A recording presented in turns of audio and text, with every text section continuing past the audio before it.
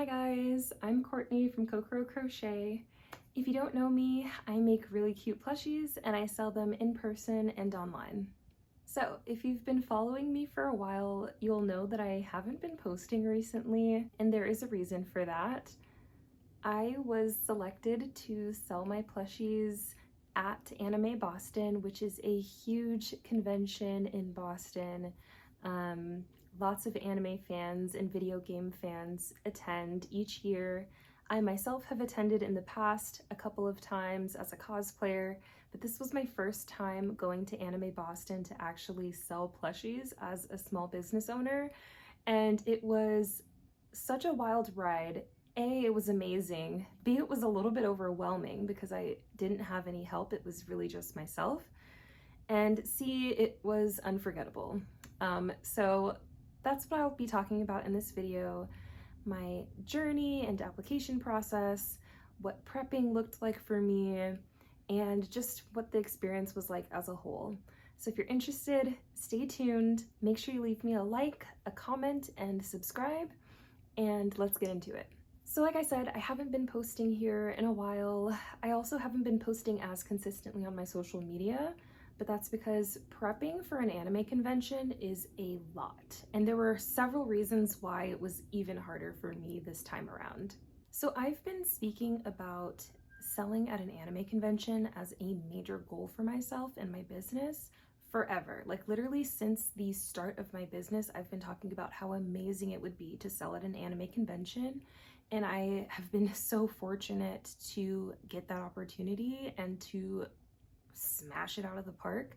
It was such a great experience. So I applied to Anime Boston around like very early January, and then a few weeks passed by and I thought that I didn't get the spot because I hadn't heard anything back. And I was kind of chilling during those few weeks. Like I wasn't sure if I was going to be accepted. Anime Boston accepts vendors off of a lottery basis, which means that my skill wasn't necessarily as important in the selection process. It was kind of just like random based on, the knowledge that I have. It appears to have been like a random selection. And in early January, I was also coming off the back end of selling at a couple of Christmas markets. Those Christmas markets really depleted my resources, my energy, and I was just exhausted after that. So in early January, I was kind of chilling. Like I was taking a little break from crochet. I wasn't, being as consistent with my crochet because I was just very burnt out from those Christmas markets. So after I sent in my application, I was kind of hands off. Like I wasn't prepping just in case. I was just kind of chilling still. And I did feel nervous about that. At the time, I did kind of feel pressure to get started on something, even if I wasn't selected for Anime Boston, because I knew I wanted to do markets anyway if I wasn't selected to sell at the convention. So a few weeks passed by. In late January, I get the email saying that I actually was accepted. I was going to be able to vend at Anime Boston, but I only had about 8.5 weeks to actually prep and make a bunch of stuff to bring to Anime Boston. So after my Christmas markets, fortunately, I had actually sold most of my inventory. I had very few things left after my Christmas markets because Christmas is a huge peak season for selling crochet. I guess probably for any small business because people are looking for gifts. They may be looking for things to kind of treat themselves with during Christmas time, and Christmas is like a big kind of spending time of the year. So lots of people are waving their money around trying to spend it on something. So after those Christmas markets, I had very low inventory. I was burnt out, didn't feel like building up my inventory yet. But as soon as I got that email saying that I was accepted into Anime Boston, I was totally freaking out. I read the message like late at night one night and I was like, oh my gosh, mind blown. I could not wrap my head around it. And from that moment on, I was working my butt off trying to make as many things as possible to restock my inventory, to make anime and video game related items for this convention. So that is why I have not been posting as consistently. but Anime Boston has came and went, and I will be back to posting pretty consistently. So let me know in the comments below what types of videos you'd be interested in seeing from my account, whether that be more free crochet patterns that you can, check out for yourself, whether that be patterns that I've released, crochet with me videos, whatever it may be, let me know in the comments below. And also, actually, during this prep time, I did record some videos because I wanted to document the whole process of prepping for this anime convention, achieving this goal that I had set for myself and, finally got a chance to accomplish. And I recorded a couple videos, and I realized very quickly that I did not have time to edit those videos and upload them to YouTube. So I might still end up editing them and uploading them kind of after the fact now that Anime Boston is over and I have a bit more free time. But those videos might also not see the light of day, which seems like a waste, so maybe I will just go ahead and edit them. But yeah, I did actually record some stuff. It's just video editing takes a long time. It's just me. I don't have any help or anything like that.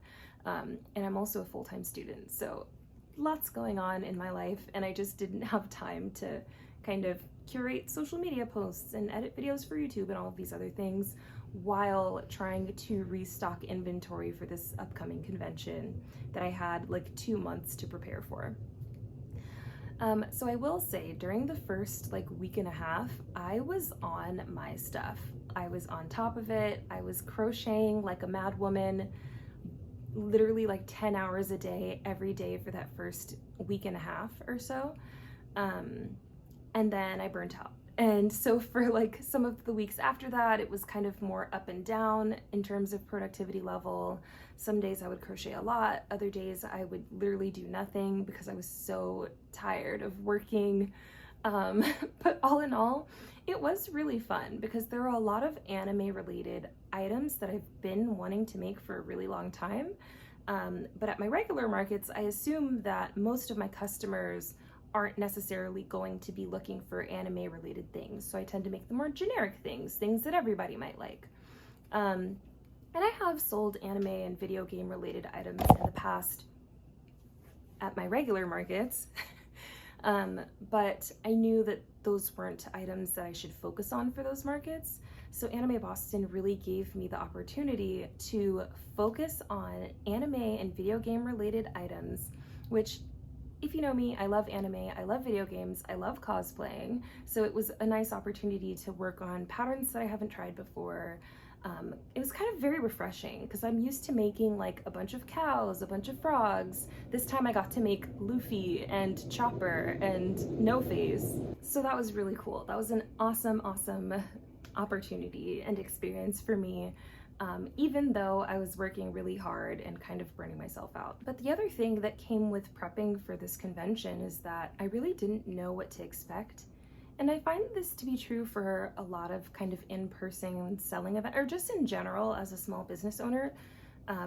Starting out, it's hard to know what will sell well and what's not going to be as popular. So I tried to gauge this as best as possible, but because it is a one weekend event, there wasn't much trial and error that I could do. So I made a bunch of Totoro keychains. I figured that Studio Ghibli stuff is pretty popular regardless. I made a bunch of soot sprites. I made a couple No Face plushies. I made lots of Kirby keychains, which are popular at my regular events, so I knew they would be popular here at Anime Boston. I made a bunch of really cute bags, which some of them sold, and I'm very, very grateful for that. And also at the same time, I'm a little bit sad because I kind of wanted to keep them for myself because they're so cute. But I can always make them again, so it's totally fine, and I'm so happy that they found a home and that they're being well taken care of by the people who bought them. Same goes for my plushies, but I really didn't know what to expect, so I was just trying to make as much as possible as quickly as I could. And by the time I actually got to the weekend of the convention, which was on a Friday, a Saturday, and a Sunday, it was time for me to kind of prepare my space, go in and see what my table would look like for the first time. So I did that on Thursday night. I was able to set up a little bit of my table. I set up all of the hardware that I use in my setup. And I just kind of started mentally preparing myself for selling that first day, which was Friday. Friday was a really extremely long day for me. I was there maybe like 12 hours, probably more. And it was really rough because I don't have any assistants, it's just me. I didn't want to take bathroom breaks and food breaks too much because there was almost a constant stream of customers, which is really awesome. It's so fortunate of me to have experienced that. And at the same time, I was so tired. I was super dehydrated and it was a bit overwhelming. But overall, it was really amazing. I literally sold more than half of my inventory in that first day. And then there were 2 days left, Saturday and Sunday. I ended up going for half of a day on Saturday, and then I didn't go back. I ended up leaving the convention early because I didn't have anyone to look after my dog, which is a huge thing because my dog can't really be left alone for too long. And so Friday, she was like, she had tore up my house, like it was a mess. I had someone who was supposed to watch her, but that didn't end up happening. And I didn't know that until I was already at the convention. So yeah, it was just really rough for the first day in terms of dog care. So I knew that for that second day of the convention, I probably couldn't stay the full day.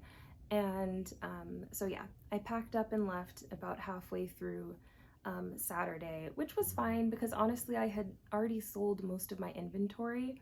I was sad to go, a bit of kind of fear of missing out, and it really was an experience that I fully wanted to embrace. I wanted to be there all 3 days, but it just didn't work out that way. And honestly, it's okay. Like by the time I got home on Saturday, my body was exhausted. There were parts of my body that hurt and I didn't know why they were hurting. Like I was so sore, so tired. I had been on my feet all day for Friday and then half of Saturday.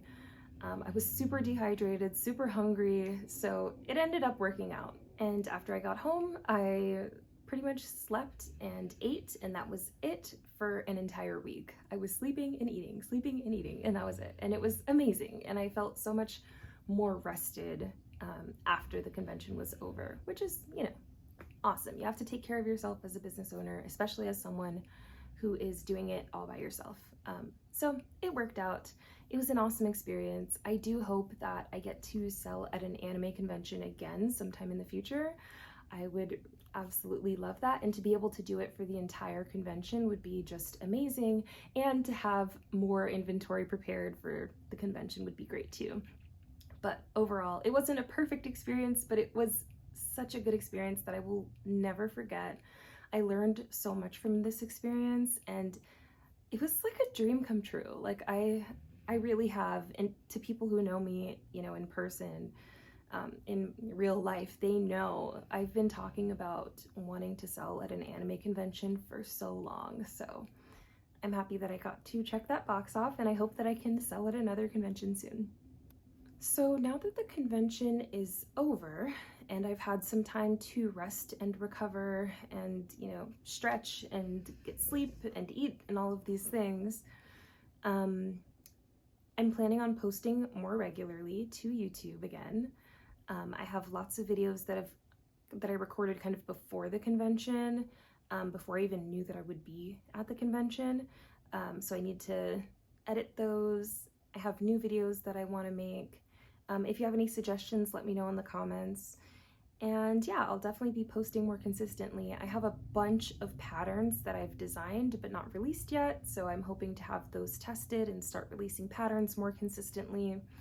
And yeah, I just have like lots of big plans for the future. So thank you so much for watching. Make sure you leave me a like, subscribe, comment below what you want to see in my next video, and I'll see you in the next one. Bye!